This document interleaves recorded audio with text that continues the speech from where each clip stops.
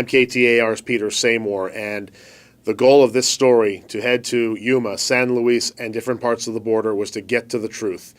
This is a controversial subject. People have all sorts of opinions about what is happening at the border and how that crisis is impacting us here in Phoenix. We just wanted the truth. Whether you like it or you hate it, we just want to give you the truth so that you know what's happening. 16 feet of metal and barbed wire. These rusted poles are the dividing lines. This is what defines the border. What separates two countries and cultures. This is a true national emergency that's going on. I think a lot of it, the public really doesn't get to see a lot of what's happening, but for all of us that are down here working in it, living in it every single day, this is a national emergency that needs to be addressed.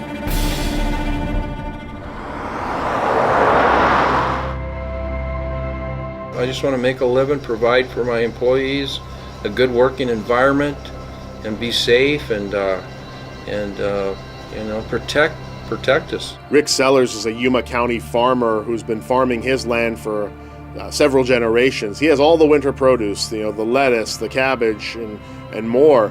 And he was telling me that his workers would have to wait 8 hours in line on the Mexico side to get into the U.S. to start their day. If it takes the wall, then that's what we need. I know my equipment won't pass through the wall. I mean, that's for sure. So for that reason alone, as a farmer and close to the border like that, that's a pretty good deal right there for us. It's not like they come and truck it away. They drive it down to the river and just launch it into the river.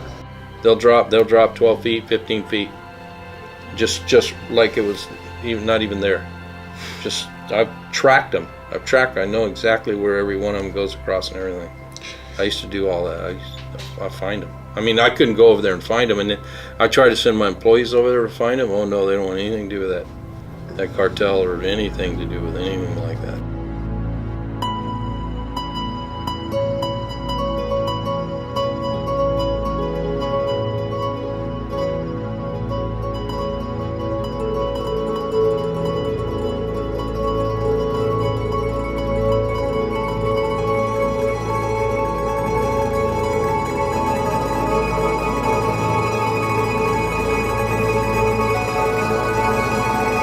Our tour guide for the day was Yuma Sector Border Patrol Agent Justin Callinger.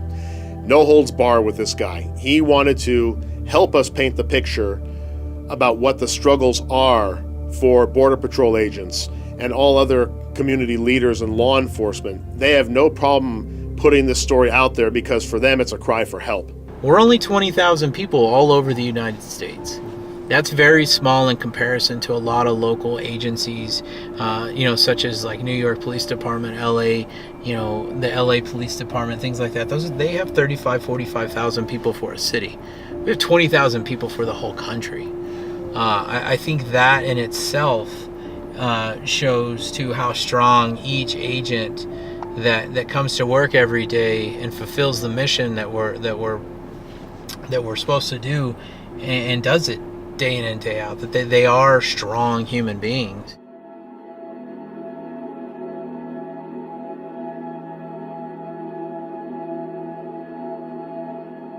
Our next stop was the triple fence section of the border. This is by the Sanchez Canal. And while we were sitting there, we heard a call of a body in a canal about a mile away from us. The Border Patrol agents rushed us right over there. We arrive on scene and we see this woman in the canal. The water was about waist deep, but the current was much faster than we expected.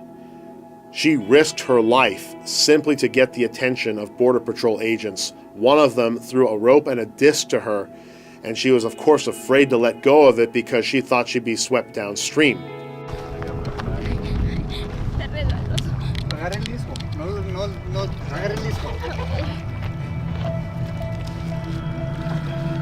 Agarre el disco así, señor. Sí. ¿Qué? Véngase para acá.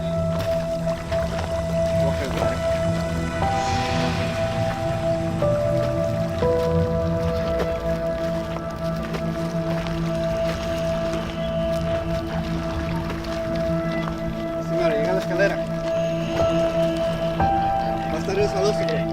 Síguele.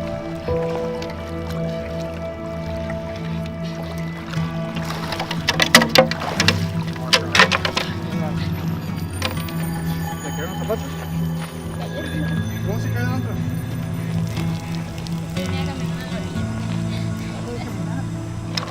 Vamos a agarrar sus hijos.